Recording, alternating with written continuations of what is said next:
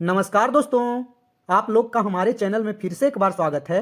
दोस्तों, हम लोग जो आरआरबी एनटीपीसी 2024 की तैयारी हेतु प्रीवियस ईयर क्वेश्चन का लगातार एनालिसिस कर रहे हैं, उसी क्रम में आज आप लोगों के लिए 12/1/2021 का फर्स्ट शिफ्ट का क्वेश्चन लेकर आया हूं। दोस्तों, जैसा कि आप लोग को पता है कि हर एक सेट में मैं जीके जीएस का एनालिसिस तो करता ही हूं, साथ में करंट का न्यू अपडेट भी देता हूं। इसलिए बेहतर तैयारी हेतु आप हमारे चैनल पर बने रहें तथा चैनल को लाइक एवं सब्सक्राइब कर दें। दोस्तों, आज बड़े सौभाग्य की बात है कि मेरा ड्यूटी इस संगम की धरती प्रयागराज में लगा हुआ है और आप लोगों के लिए मैं ये सेट यहीं से अपलोड कर रहा हूँ। तो दोस्तों, आप लोगों के लिए मैं भगवान से प्रार्थना करूँगा कि आप लोग जल्द से जल्द सफल हो जाएं। तो दोस्तों, देखते हैं इस सेट का पहला क्वेश्चन। इस सेट का पहला क्वेश्चन है, निम्नलिखित में से कौन सा पड़ोसी देश पाक जलडमरू मध्य और मन्नार की खाड़ी द्वारा निर्मित समुद्र के एक संकीर्ण चैनल के द्वारा भारत से अलग होता है? तो दोस्तों, श्रीलंका याद रखिएगा कि श्रीलंका पाक जलडमरू मध्य और मन्नार की खाड़ी द्वारा निर्मित समुद्र के एक संकीर्ण चैनल के द्वारा भारत से अलग होता है। बराबर एग्जाम में जल संधि के बारे में पूछता है कि वह किस किस सागर को जोड़ती है।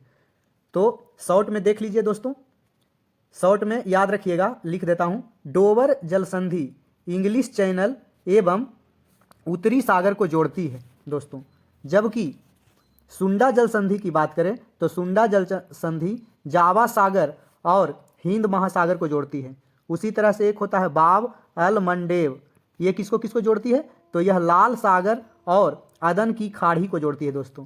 एक होता है बौस जल संधि, बौस जल संधि किसको जोड़ती है? तो तस्मान सागर और दक्षिण सागर को जोड़ती है। उसी तरह से पाक जलडमरू मध्य, तो पाक जलडमरू मध्य पाक की खाड़ी और बंगाल की खाड़ी को जोड़ती है दोस्तों। उसी तरह से एक होता है बेरिंग जल संधि, तो बेरिंग जल संधि बेरिंग सागर और चुक्सी सागर को जोड़ती है। एक होता है दोस्तों जिब्राल्टर जल संधि, जिब्राल्टर जल संधि भूमध्य सागर और अटलांटिक महासागर को जोड़ती है। ये सभी जल संधियां इंपॉर्टेंट है, इसको याद रखिएगा। हमारे पुराने दोस्तों को पता है कि हर एक सेट में मैं फर्स्ट में और लास्ट में एक क्वेश्चन का आंसर कमेंट करने के लिए कहता हूं। तो आज एक क्वेश्चन का आंसर कमेंट कीजिएगा कि मलक्का जल संधि किन किन सागर को आपस में जोड़ती है। नेक्स्ट क्वेश्चन देखते हैं। लिखता हूं कम दोस्तों, क्योंकि पता है आपको कि बताता हूं ज्यादा, इसलिए मेरी हर एक बातों को सुनते चले। सार्वजनिक क्षेत्र के पीएसईज का कुछ हिस्सा बेचकर सार्वजनिक क्षेत्र के उद्यमों के निजीकरण की प्रक्रिया को किस नाम से जाना जाता है? तो दोस्तों, इसे विनिवेश के नाम से जानते हैं। सरकारी क्षेत्र में सरकारी हिस्सेदारी को कम करना ही विनिवेश कहलाता है, इसको याद रखिएगा। अच्छा, आउटसोर्सिंग से आप क्या समझते हैं?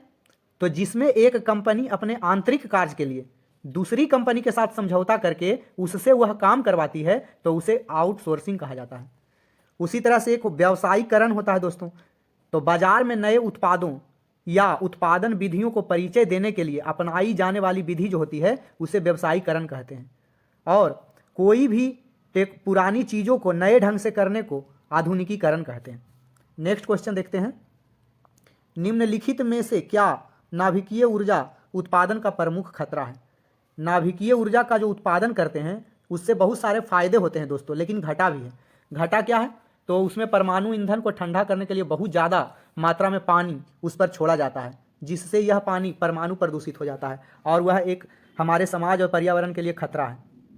और खतरा क्या है? परमाणु विकिरण से अनेक बीमारियां फैल रही है, यह जटिल एवं कार्सोजेनिक होता है, तो यह भी खतरा है। परमाणु कचरे का निपटान करना भी काफ़ी कठिन है, यह भी नाभिकीय ऊर्जा उत्पादन का प्रमुख खतरा है। और नाभिकीय अपशिष्ट को जूल हीटेड सिरेमिक मिक्सचर के डिब्बे में डालकर जमीन के अंदर 30 वर्ष तक करीब रखा जाता है, तब उसका निपटान होता है। और इसके द्वारा नाभिकीय विकिरण को रोका जाना संभव होता है ऐसे करने से। और फायदा में तो बहुत सारा चीज़ जानते हैं कि परमाणु ऊर्जा का उपयोग वर्तमान में नाभिकीय चिकित्सा, नाभिकीय कृषि एवं खाद्य सुरक्षा जैसे विभिन्न कार्यक्रमों में किया जा रहा है। नेक्स्ट क्वेश्चन देखते हैं। बुकर पुरस्कार जीतने वाली पहली भारतीय महिला का नाम निम्नलिखित में से क्या है? तो बुकर पुरस्कार जीतने वाली पहली भारतीय महिला का नाम अरुंधति रॉय है, जिनको The God of Small Things कृति के लिए 1997 में बुकर पुरस्कार से सम्मानित किया गया। और भी बहुत सारे भारतीय हैं दोस्तों, जैसे अनीता देसाई, किरण देसाई। हालांकि किरण देसाई को द इनहेरिटेंस ऑफ लॉस के लिए 2006 में बुकर पुरस्कार से सम्मानित किया गया। उसी तरह से एक अरविंद अडिगा हैं, द वाइट टाइगर के लिए 2008 में इन्हें सम्मानित किया गया, जो कि बराबर एग्जाम में पूछता है कि वाइट टाइगर के लेखक कौन हैं। सलमान रुश्दी को मिडनाइट चिल्ड्रेन के लिए 1981 में सम्मानित किया गया, जबकि वी.एस. नायपाल को इन ए फ्री स्टेट के लिए 1971 में सम्मानित किया गया। अगर हाल फिलहाल करेंट की बात करें तो गीतांजलि श्री को टॉम्ब ऑफ सैंड के लिए वर्ष 2022 का बुकर पुरस्कार से सम्मानित किया गया है। नेक्स्ट क्वेश्चन देखते हैं। सर विलियम जोन्स ने डैश में एशियाटिक सोसाइटी की स्थापना की थी, कब? तो 1784 में विलियम जोन्स ने एशियाटिक सोसाइटी की स्थापना की थी। बहुत सारे संस्थाओं के बारे में पूछा जाता है कि उसके संस्थापक कौन हैं और स्थापना कब हुआ था, जिसमें प्रमुख सुन लीजिए। आत्मीय सभा के संस्थापक राजा राम मोहन राय थे और 1815 में इसकी स्थापना किए थे। तत्वबोधिनी सभा का पूछता है एग्जाम में, देवेंद्र नाथ टैगोर संस्थापक हैं और 1839 में इसका स्थापना किए थे। साइंटिफिक सोसाइटी जो कि अलीगढ़ में था, सर सैयद अहमद खां के द्वारा किया गया है 1864 में। उसी तरह से एक सत्यशोधक समाज आप लोग को पता होगा, ज्योतिबा फूले के द्वारा 1873 में स्थापना किया गया। तो ये सब महत्वपूर्ण है, इसको याद रखिएगा। नेक्स्ट क्वेश्चन देखते हैं। निम्नलिखित में से किसमें जेनेटिक इंजीनियरिंग शामिल है? तो दोस्तों जीन क्रांति में जेनेटिक इंजीनियरिंग शामिल है। आनुवांशिक जो इंजीनियरिंग होता है उसका बहुत सारा विशेषता होता है। जैसे पहला विशेषता तो इसका है कि भौतिक रूप से जीनों को एक जीव से निकालकर दूसरे में डाला जाता है और यह मेटिंग की आवश्यकता को दूर करता है। दूसरा गुण है कि मतलब इसमें असीमित संभाव्य गुण प्राप्त किए जा सकते हैं। तीसरा है इसका गुण, यह ज़्यादा सटीक होता है एवं इससे वांछित गुण ही प्राप्त होते हैं। फसलों के उत्पादन में आनुवांशिक इंजीनियरिंग का उपयोग कर रोग या कीटों के प्रति प्रतिरोधी फसलों का निर्माण किया जाता है। जीन तकनीक का प्रयोग करके बीटी कॉटन और बीटी बैगन जैसे कीट प्रतिरोधी फसलों का निर्माण किया गया है। एक बार पूछा भी गया है दोस्तों कि बीटी कपास किस तकनीक का उपयोग करके निर्माण किया गया है, तो जीन तकनीक का। तो बीटी कॉटन और बीटी बैगन दोनों। हरित क्रांति देखिए, यहाँ पे बहुत सारे वर्ड पता नहीं चलते होंगे दोस्तों, क्योंकि ये डिटेल पढ़िएगा तब समझ में आएगा। यहाँ तो मैं डायरेक्ट एनालिसिस करवा रहा हूँ, इसलिए बताता हूँ बहुत सारा फैक्ट। तो सुन लीजिए या फिर याद कर लीजिए, बाकी जहाँ डिटेल पढ़ रहे हैं वो टीचर बता देंगे, समझा देंगे अच्छे से। तो हरित क्रांति का जो है जनक एम.एस. स्वामीनाथन को माना जाता है भारत में। आनुवांशिक के बारे में हम लोग अभी पढ़े, तो आनुवांशिकी का जनक याद रखेंगे ग्रेगर जोहानसन मेंडल को कहा जाता है। वो बगीचा के मटर का पौधे पर इसका एक्सपेरिमेंट किए थे। नेक्स्ट क्वेश्चन देखते हैं। निम्नलिखित में से कौन सा विकल्प ऑपरेटिंग सिस्टम को परिभाषित करता है? मतलब शॉर्ट में बोला गया है कि ऑपरेटिंग सिस्टम किसे कहते हैं। तो ऑपरेटिंग सिस्टम उन प्रोग्राम का एक सेट है जो कंप्यूटर के काम करने के तरीके को नियंत्रित करता है और अन्य प्रोग्राम्स को चलाता है। ऑपरेटिंग सिस्टम किसे कहते हैं? तो कंप्यूटर, मोबाइल या सिस्टम को काम करने के तरीके को नियंत्रित करता है और प्रोग्राम को चलाता है, वही ऑपरेटिंग सिस्टम का परिभाषा हुआ। जैसे बहुत सारे प्रमुख ऑपरेटिंग सिस्टम के उदाहरण हैं माइक्रोसॉफ्ट डॉस, एप्पल का MSC OS जो होता है, जिसको कि मैक OS बोलते हैं आप लोग। माइक्रोसॉफ्ट विंडोज़ में बहुत सारे आते हैं, जैसे XP, Windows Vista, Unix, Linux, ये सब। गूगल क्रोम OS, ये सब ऑपरेटिंग सिस्टम के उदाहरण हैं। एंड्रॉयड OS, ये सब ऑपरेटिंग सिस्टम के उदाहरण हैं। एंड्रॉयड मोबाइल जो होता है वो एक प्रकार का ऑपरेटिंग सिस्टम ही है। नेक्स्ट क्वेश्चन देखते हैं। निम्नलिखित में से कौन सा स्मारक किंग जॉर्ज पंचम और क्वीन मैरी का भारत में स्वागत करने के लिए बनवाया गया था, जो गुजराती शैली से प्रभावित था? कहता है गेटवे ऑफ इंडिया जब किंग जॉर्ज पंचम और मैरी क्वीन भारत में आई थी तो उनके स्वागत में बनाया गया था गेटवे ऑफ इंडिया, और गुजराती शैली से ही प्रभावित है। और देखते हैं, गेटवे ऑफ इंडिया की स्थापना 1924 में हुई थी, इसको याद रखिएगा। जबकि जालियांवाला बाग हत्याकांड सबको पता है 13 अप्रैल 1919 ईस्वी को घटित हुआ था। जनरल ओडायर के नेतृत्व में उसने गोलियां चलाने का आदेश दिया था, जिससे काफ़ी लोगों की मृत्यु हो गई थी। इंडिया गेट की अगर बात करें तो इंडिया गेट का वास्तुकार एग्जाम में पूछता है, एडविन लुटियंस थे। इंडिया गेट के मसाल को अमर जवान ज्योति कहते हैं। जबकि सूर्य मंदिर उड़ीसा में है, कोणार्क में। ये गंग वंश के शासक नरसिंह देव प्रथम ने बनाया था और इसको यूनेस्को के विश्व धरोहर स्थल में 1984 में शामिल किया गया। तो इसको याद रखिएगा। नेक्स्ट क्वेश्चन देखते हैं, शर्करा को अल्कोहल में परिवर्तित करने की प्रक्रिया निम्नलिखित में से क्या कहलाती है? तो शर्करा को अल्कोहल में परिवर्तित करने की प्रक्रिया किण्वन कहलाती है।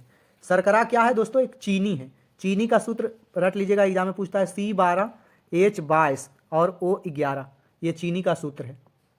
तो शर्करा को अल्कोहल में परिवर्तन करने की क्रिया किण्वन कहलाती है। और किण्वन प्रक्रिया द्वारा ही स्टार्च जो कि से शराब बनाए जाते हैं, अनाज से।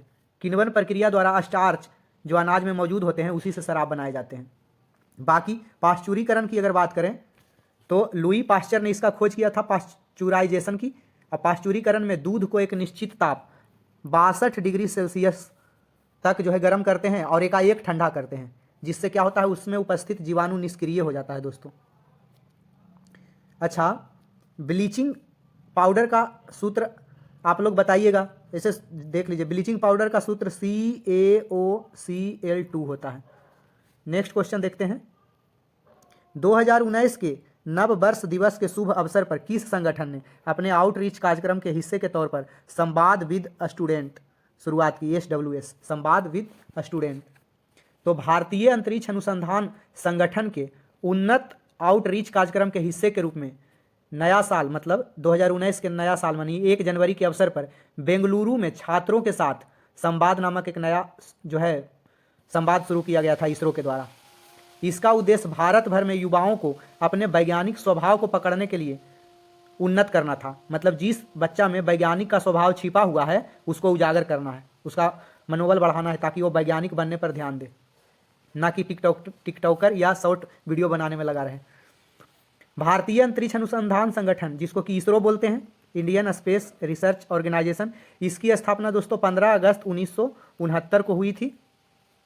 और पहले इसरो को भारतीय राष्ट्रीय अंतरिक्ष अनुसंधान समिति, जिसको कि इनको स्पार के नाम से जाना जाता था, जिसे डॉक्टर विक्रम साराभाई के दूरदर्शिता पर 1962 में भारत सरकार द्वारा स्थापित किया गया था।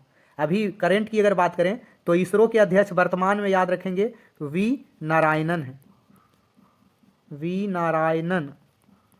और ये इसरो के किस नंबर के अध्यक्ष हैं? तो 11वें नंबर के, इसको भी याद रखिएगा। DRDO की स्थापना कब हुई थी? 1958 में हुई थी दोस्तों। अब भाभा एटॉमिक रिसर्च सेंटर, ये इसका मुख्यालय ट्राम्बे मुंबई में है, तो इसको भी याद रखिएगा। नेक्स्ट क्वेश्चन देखते हैं, छोटी आंत की आंतरिक परत में उंगली जैसी अनेक संरचनाएं होती है जिन्हें डैश कहा जाता है, तो उन्हें विल्ली कहा जाता है दोस्तों। छोटी आंत के आंतरिक परत में उंगली जैसा बहुत छोटा छोटा संरचना होता है, उसे विल्ली कहा जाता है। अगर एंजाइम की बात करें तो एंजाइम प्रोटीन से बने होते हैं। अच्छा, इसी को थोड़ा सा देख लेते हैं कि छोटी आंत आहार नाल का सबसे लंबा भाग है, इसको याद रखिएगा। याद आ गया हमको। इसका छोटी आंत के 3 भाग होते हैं, पहला को ग्रहणी बोलते हैं, दूसरा भाग को जेजुनम बोलते हैं, और तीसरा भाग को दोस्तों इलियम बोलते हैं। तो इसको याद रखिएगा। छोटी आंत आहार नाल का सबसे लंबा भाग है, छोटी आंत के 3 भाग होते हैं, तीनों का नाम लिख दिए हैं। इलियम में जो है दोस्तों भोजन का अंतिम रूप से पाचन होता है। एंजाइम की बात कर रहे थे, तो एंजाइम जो है प्रोटीन से बने होते हैं।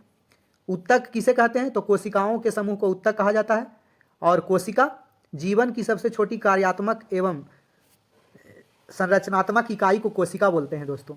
और कोशिका की खोज 1665 ईस्वी में सबसे पहले रॉबर्ट हुक के द्वारा किया गया था, जो कि एक मरा हुआ कोशिका था। और जीवित कोशिका की खोज 1674 ईस्वी में एंटोनी वान लीवेनहॉक के द्वारा किया गया था।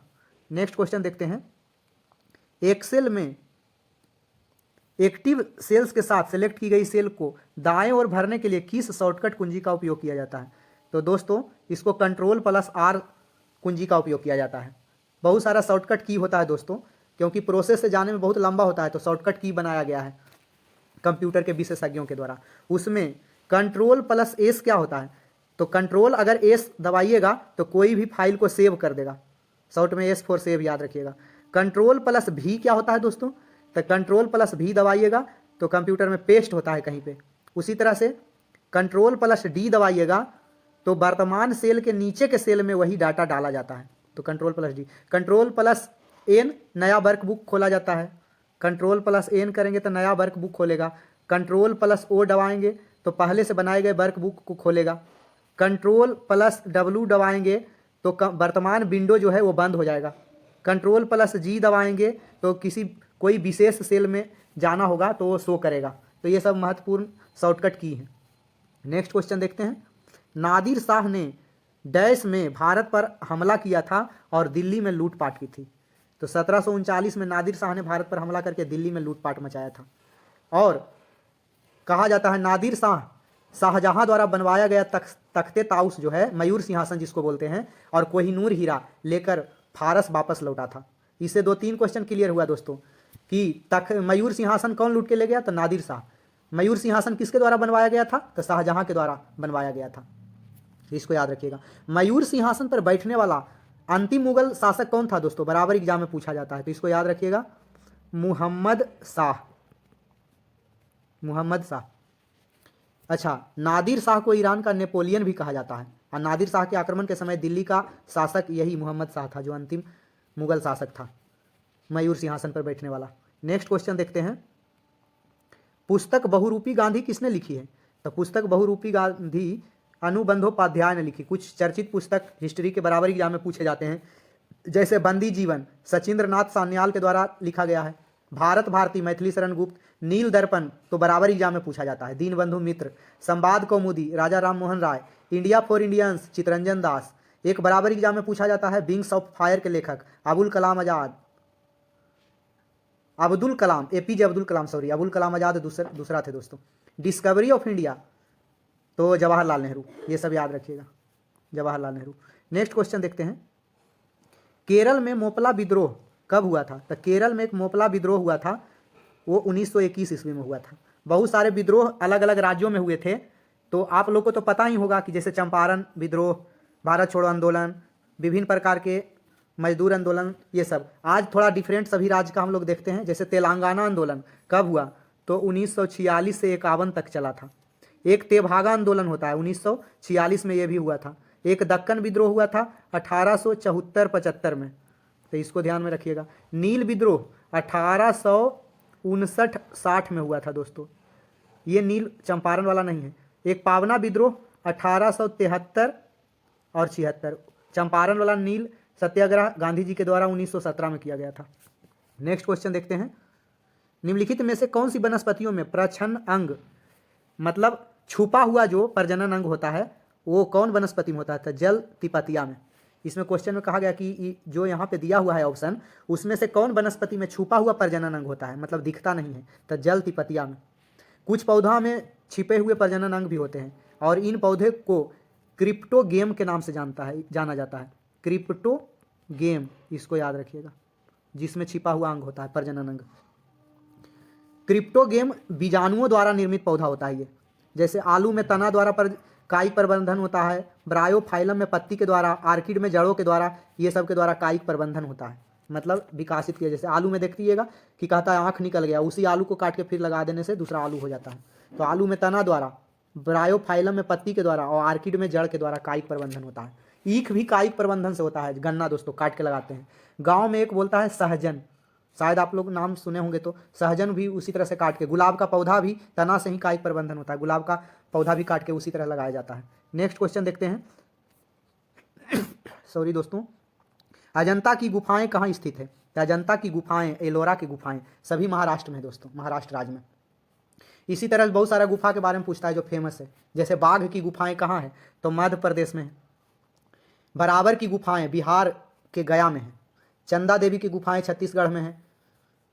बादामी गुफा कर्नाटक में है। बराह गुफा महाबलीपुरम में है। एक पूछता है बहुत प्रचलित है भीम बेटिका की गुफा, तो मध्य प्रदेश के रायसेन जिला में, जो कि एनटीपीसी में भी पूछा हुआ है। भीम बेटिका की गुफा है, इसको लिख देता हूँ, पूछा हुआ क्वेश्चन है।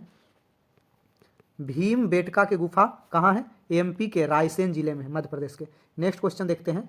भारतीय निर्वाचन आयोग के अनुसार राजनीतिक दल चुनाव पूर्व किस अवधि में अपना घोषणा पत्र जारी नहीं कर सकते हैं? चुनाव से कितना घंटा पहले? तो 48 घंटा पहले अपना घोषणा पत्र जारी नहीं करेगा। घोषणा पत्र क्या होता है? कोई भी राजनीतिक दल का चुनाव से पहले उसके द्वारा बोला जाता है कि हम ये करेंगे, हम आएंगे तो डिजिटल इंडिया करेंगे, हम आएंगे तो इस गांव को स्वच्छ गांव बनाएंगे, ऐसा करके मतलब घोषणा किया जाता है। तो 48 घंटा कहता है कि भारतीय चुनाव आयोग के अनुसार राजनीतिक दल चुनाव पूर्व 48 घंटा में अपना घोषणा पत्र जारी नहीं कर सकते हैं। और भी निर्वाचन आयोग जो है ये सब इंस्ट्रक्शन दिया हुआ है राजनीतिक दल को। निर्वाचन आयोग और क्या क्या निर्देश देता है, तो मतदान सूची को तैयार करवाना इसी का काम है। चुनाव क्षेत्र का ये निरीक्षण करना, राजनीतिक दलों के लिए आचार संहिता तैयार करवाना। राजनीतिक दल को चुनाव चिन्ह भी निर्वाचन आयोग ही प्रदान करता है। जैसे किसी को देखें भाजपा का चुनाव चिन्ह पंजा छाप है, तो इसको निर्वाचन आयोग ही दिया है। अच्छा, भारतीय संविधान में निर्वाचन आयोग का उल्लेख अनुच्छेद 324 में है, इसको याद रखिएगा, इंपॉर्टेंट है। नेक्स्ट क्वेश्चन देखते हैं। निम्नलिखित में से कौन सा भारत का सबसे पुराना नाभिकीय अनुसंधान रिएक्टर है? सबसे पुराना दोस्तों अप्सरा है, जिसका निर्माण हुआ था 1956 में, जो कि बराबर हम बता देते हैं। तो सबसे पुराना तो ये है। भारत का सबसे नवीनतम परमाणु ऊर्जा संयंत्र कौन है? तो याद रखिएगा कुडनकुलम।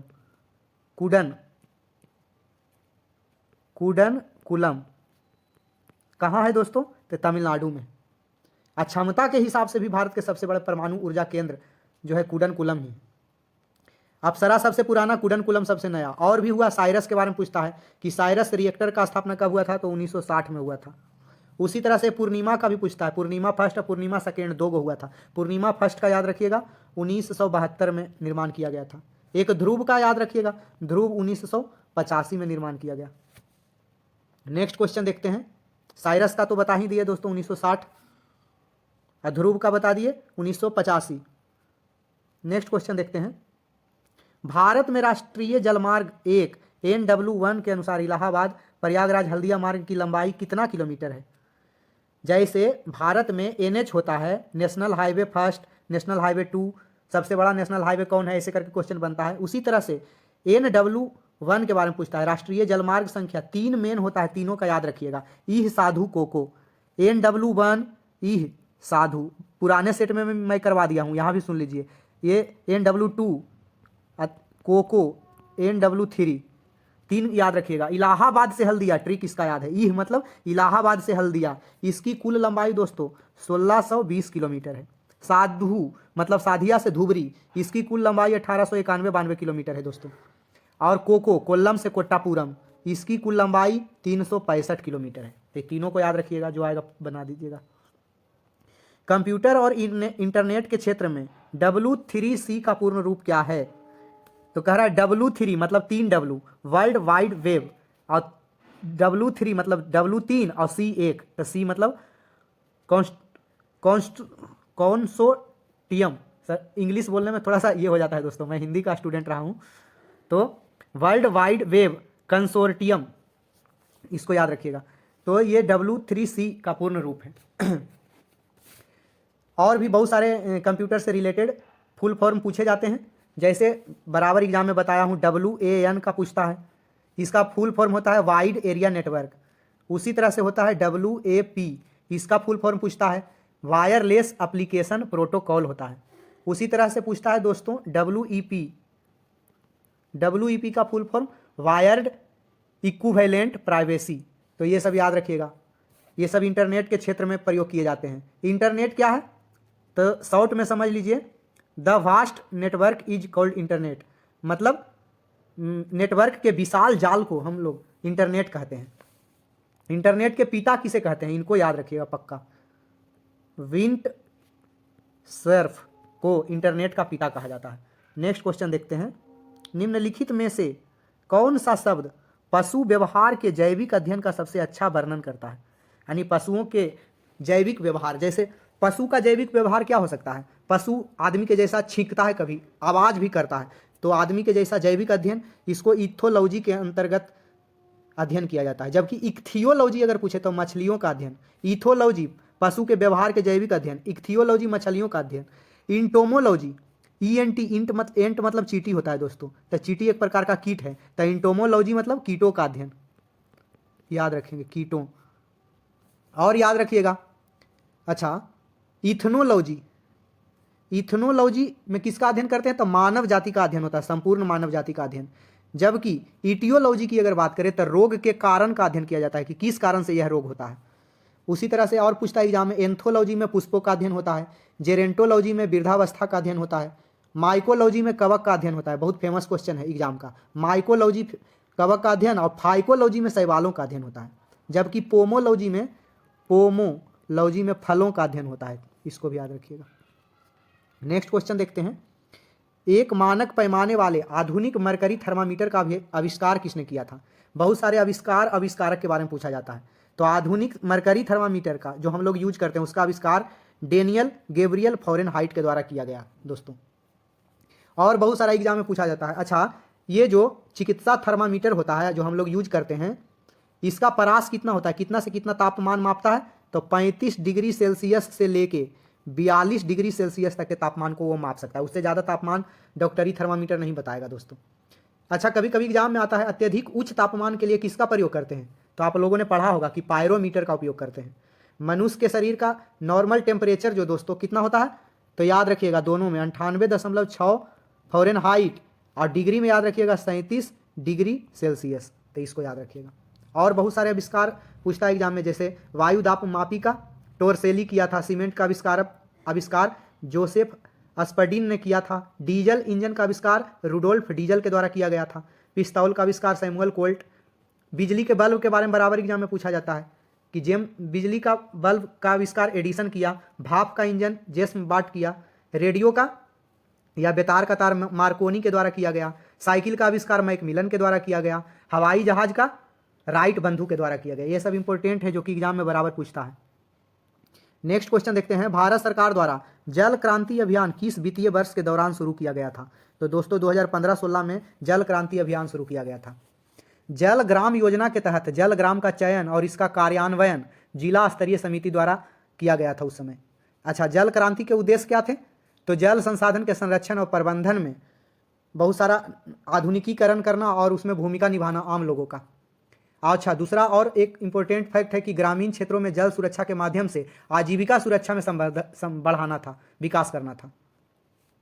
नेक्स्ट क्वेश्चन देखते हैं, श्री गुरु नानक देव जी का जन्म राय भोई की तलवंडी जो कि वर्तमान में नानकाना साहब पाकिस्तान में पड़ता है, कब हुआ था? तो 1469 में। पिछला सेट में भी पूछे हुए था दोस्तों। तो गुरु नानक देव जी का जन्म 1469 में राय भोई में हुआ था। अभी वर्तमान में उसको नानकाना साहिब बोलते हैं, याद रखिएगा। गुरु नानक देव जी ने अपना उत्तराधिकारी गुरु अंगद को नियुक्त किए थे जो कि सिखों के दूसरे गुरु थे। और सिखों के प्रथम गुरु गुरु नानक देव जी को कहा जाता है। गुरु अंगद ने गुरुमुखी लिपि का जो है आरंभ किया था। एक गुरु रामदास थे जो कि अमृतसर नगर को स्थापित किए थे। और रामदास सिख गुरु को अकबर के द्वारा 500 बीघा जमीन दिया गया था। और सिखों के 10वें गुरु गुरु गोविंद सिंह ने खालसा पंथ की स्थापना किए थे। और एग्जाम में पूछा जाता है कि गुरु गोविंद सिंह का जन्म कहाँ हुआ था? तो बिहार के पटना में हुआ था दोस्तों। 2 एग्जाम में पूछा जाता है, गुरु अर्जुन देव को जहांगीर के द्वारा फांसी पर चढ़ाया गया यानी मरवा दिया गया, जबकि गुरु तेग बहादुर को औरंगजेब के द्वारा। दोनों का याद रखिएगा, एग्जाम में पूछता है। गुरु अर्जुन देव को जहांगीर के द्वारा, जबकि गुरु तेग बहादुर को औरंगजेब के द्वारा मरवा दिया गया। नेक्स्ट क्वेश्चन देखते हैं, 16वीं लोकसभा के अध्यक्ष का नाम क्या था? तो 16वीं लोकसभा के अध्यक्ष का नाम सुमित्रा महाजन था। और 17वीं लोकसभा का pro tem speaker doctor Virendra Kumar को बनाया गया था। प्रोटेम स्पीकर थोड़ा दिन के लिए जो स्पीकर बनाया जाता है उन्हें कहा जाता है, जो कि मेन अध्यक्ष की अनुपस्थिति में कार्य करते हैं। 17वीं लोकसभा के अध्यक्ष ओम बिरला हैं, जबकि 18वीं लोकसभा के भी स्पीकर ओम बिरला ही हैं, जो कि राजस्थान के कोटा लोकसभा क्षेत्र से सांसद हैं। अब 18वीं लोकसभा के प्रोटेम स्पीकर कौन बनाए गए थे? प्रोटेम स्पीकर का बराबर क्वेश्चन मेरे एग्जाम में भी पूछा था एक बार, इसलिए बता रहा हूं। प्रोटेम 18वीं लोकसभा के जो वर्तमान में लोकसभा था उसका प्रोटेम स्पीकर भर्तृहरि महताब जी को बनाया गया था। अच्छा, लोकसभा के प्रथम अध्यक्ष कौन थे? तो जेबी मावलंकर थे, जबकि राज्यसभा के प्रथम सभापति डॉक्टर सर्वपल्ली राधाकृष्णन थे। नेक्स्ट क्वेश्चन देखते हैं, भारत में दोनों सदनों यानी कि लोकसभा और राज्यसभा द्वारा प्रस्तुत और पारित किए गए सभी विधेयक अनुमोदन के बाद ही लागू हो सकते हैं। तो किनके अनुमोदन के बाद लागू हो सकते हैं?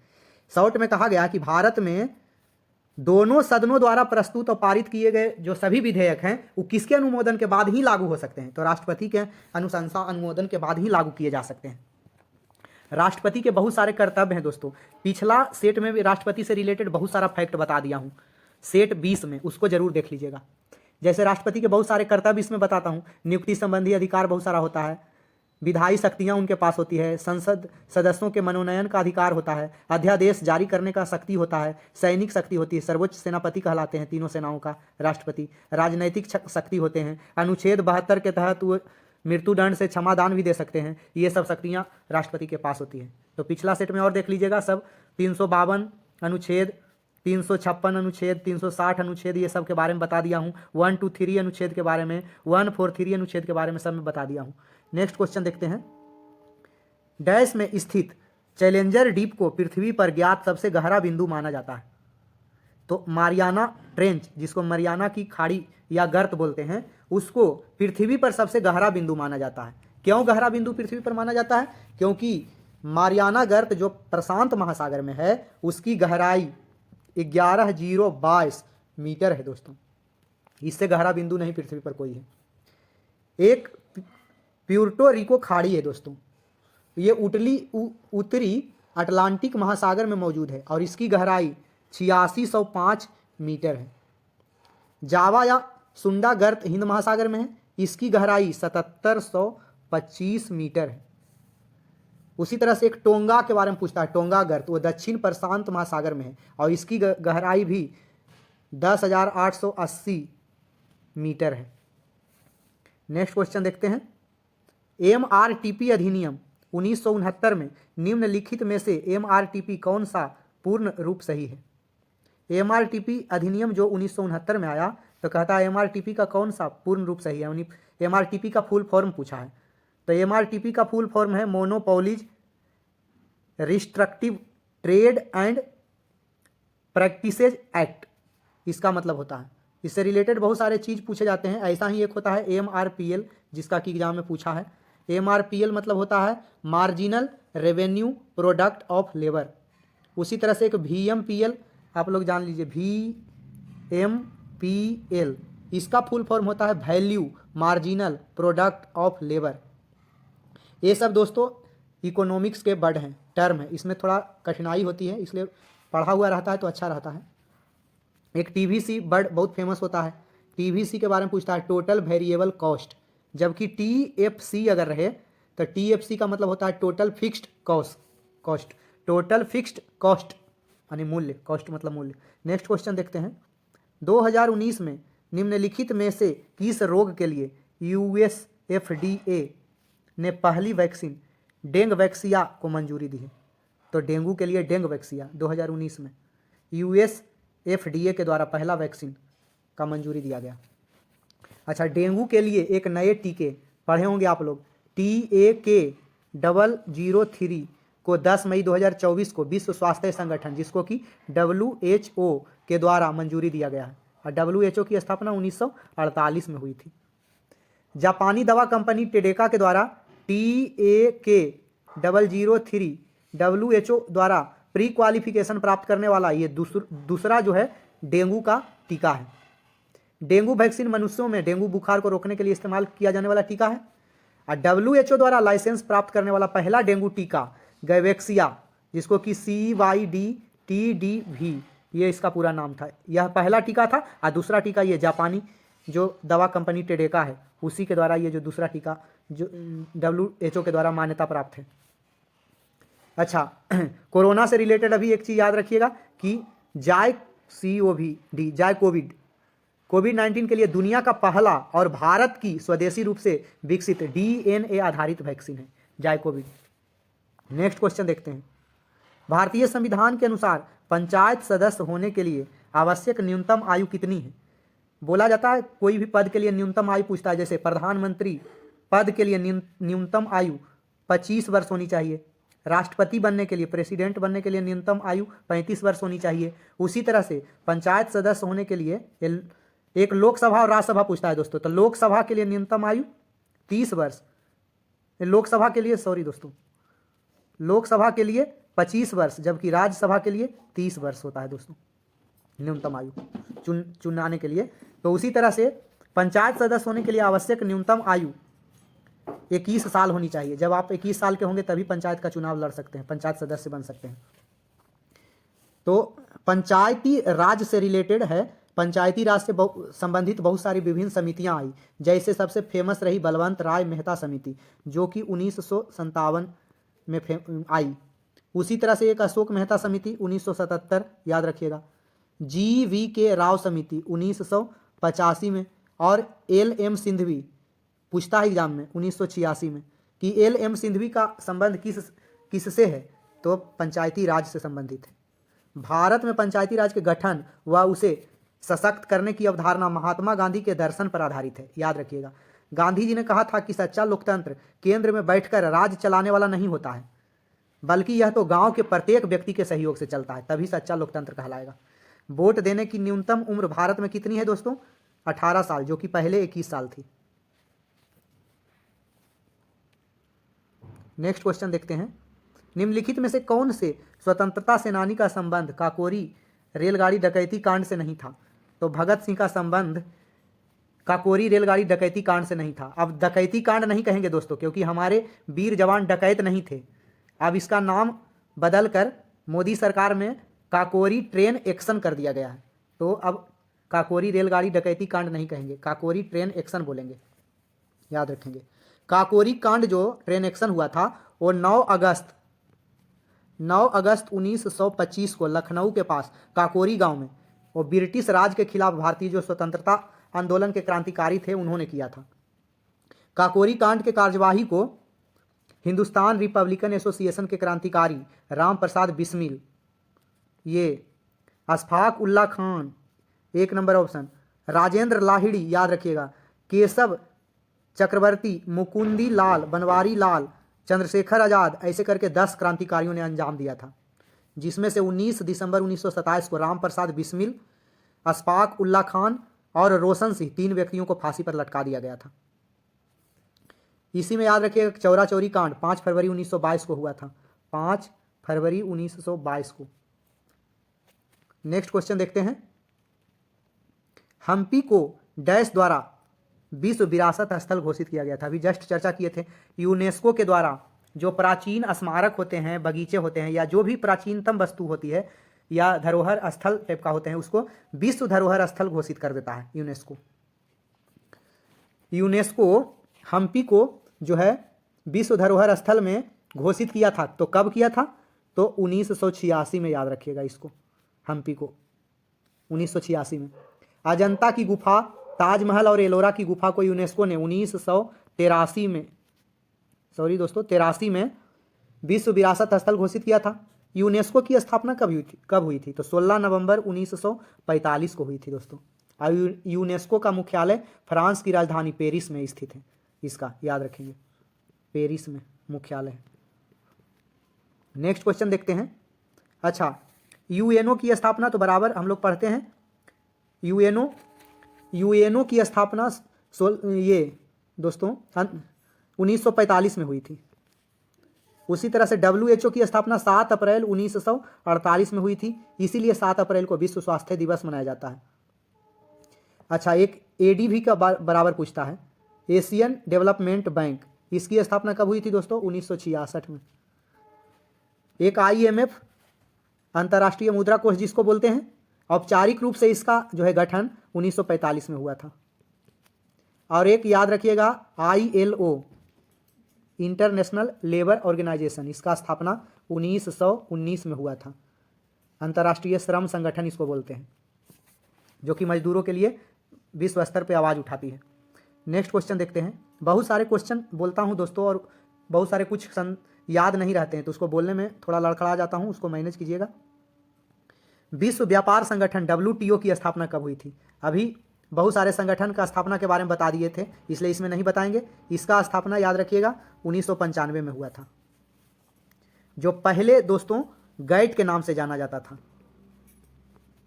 नेक्स्ट क्वेश्चन देखते हैं। इनमें से कौन सा देश भूतपूर्व USSR का हिस्सा नहीं था?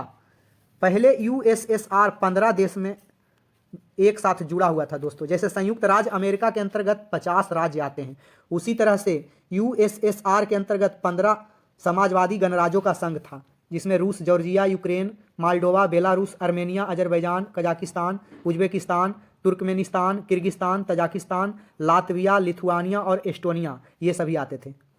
लेकिन यूएसएसआर का विभाजन 26 दिसंबर 1991 में हो गया और यह 15 देश में टूट गया। नेक्स्ट क्वेश्चन देखते हैं। तो इसमें कौन देश जो है यूएसएसआर का हिस्सा नहीं था दोस्तों? तो ये फिनलैंड नहीं था। यही दोस्तों, ये मालडोवा इसी को बोले थे, ये मालदीव नहीं समझिएगा इसको। नेक्स्ट क्वेश्चन देखते हैं। इसरो ने आईआरएस डेटा प्राप्त करने के लिए अपने अंटार्कटिका के भारतीय स्टेशन में डैश की स्थापना की है। तो AGEOS की स्थापना की है आईआरएस डेटा प्राप्त करने के लिए इसरो के द्वारा। आईआरएस डेटा प्राप्त करने के लिए मतलब आईआरएस का फुल फॉर्म होता है इंडियन रीजनल सैटेलाइट। अपना इंडियन रीजनल सैटेलाइट का डेटा प्राप्त करने के लिए अंटार्कटिका के भारतीय स्टेशन में जो है AGEOS की स्थापना की है। राष्ट्रीय, ये देखिए इसको समझिए, NCAOR, जिसको कि पूरा नाम जानते हैं राष्ट्रीय अंटार्कटिक एवं समुद्री अनुसंधान केंद्र, ये भारतीय ध्रुवीय कार्यक्रम को समन्वित करने और लागू करने वाली केंद्रीय एजेंसी है। भारत में यह एकमात्र ऐसा संस्थान है NCAOR जिसके पास ध्रुवीय प्रदेशों से हिमखंड के संग्रहण और जो भी उससे एक्टिविटी होती है उसकी क्षमता है। NRSC क्या है? तो ये राष्ट्रीय दूर संवेदी केंद्र जो कि हैदराबाद में स्थित है। नेक्स्ट क्वेश्चन देखते हैं। निम्नलिखित में से किसे 2019 में विदेशियों को प्राप्त किए जाने वाले मैक्सिको के सर्वोच्च नागरिक सम्मान से सम्मानित किया गया? तो प्रतिभा देवी सिंह पाटिल को। दोस्तों, आए दिन अक्सर विदेश के लोगों को भारत सरकार या फिर भारत के बड़े बड़े पद पे तैनात प्रधानमंत्री या राष्ट्रपतियों को विदेशों के द्वारा सम्मानित किया जाता है। तो इस तरह से मैक्सिको के सर्वोच्च सम्मान प्रतिभा देवी सिंह पाटिल को 2019 में मिला। अगस्त 2024 में राष्ट्रपति जो द्रौपदी मुर्मू हैं उनको फिजी की अपनी पहली आधिकारिक यात्रा के दौरान फिजी का सर्वोच्च नागरिक पुरस्कार जिसका कि नाम है companion of the order of Fiji से सम्मानित किया गया। और राष्ट्रपति मुर्मू दक्षिण प्रशांत द्वीप राष्ट्र फिजी का दौरा करने वाली पहली भारतीय राष्ट्रपति भी हैं। फिजी देश की राजधानी याद रखिएगा सूबा है। नरेंद्र मोदी को भी लगभग 15+ पुरस्कार मिल चुके हैं, सभी 15+ पुरस्कार विश्व के 15 देशों से। नेक्स्ट क्वेश्चन देखते हैं। एक लिस्ट है, कभी चर्चा वैसा आएगा मोदी का तो उसमें सबका करवा दूंगा दोस्तों। निम्नलिखित में से किस राज्य में प्रसिद्ध सूर्य मंदिर स्थित है? तो उड़ीसा में सूर्य मंदिर है, इसको कोणार्क नाम से जानते हैं, कोणार्क बोलते हैं बार बार। तो अभी हम पीछे बता भी दिए हैं इससे रिलेटेड बहुत सारे चीज़। इसमें सुन लीजिए कि कोणार्क के सूर्य मंदिर का निर्माण नरसिंह देव, ये भी बता दिया हूँ पिछला क्वेश्चन में दोस्तों, नरसिंह देव के द्वारा करवाया गया था। इसी तरह से कोणार्क वाला तो सब बराबर सबका रटाया हुआ रहता है। दूसरा आप लोग समझिए, जैसे मार्तंड सूर्य मंदिर कहाँ है? तो कश्मीर में है। और मार्तंड सूर्य मंदिर का निर्माण कारकोट राजवंश के शासक ललितादित्य मुक्तापीठ ने करवाया था। एक झालरा पाटन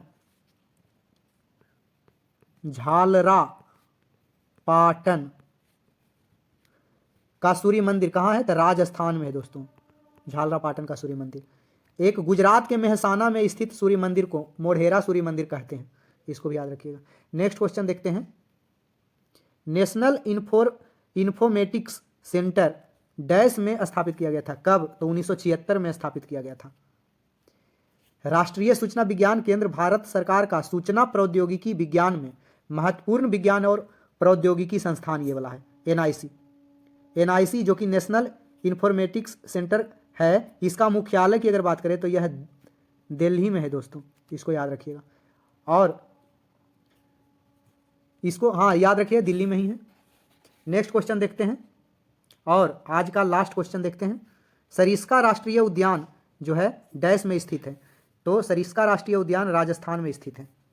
बहुत सारा राष्ट्रीय उद्यान के बारे में बराबर पूछा जाता है, जिसको कि बोल देता हूँ, सुन लीजिए। काजीरंगा राष्ट्रीय उद्यान असम में है, मानस असम में है, केवलादेव राजस्थान में है, बांधवगढ़ राष्ट्रीय उद्यान मध्य प्रदेश में है, घाट प्रभा कर्नाटक में है, एक गहीर माथा कंदुआ अभ्यारण्य बोलता है ओडिशा के केंद्रपाड़ा में है, जहाँ दुर्लभ पीला कछुआ कुछ दिन पहले देखा गया था करेंट अफेयर में।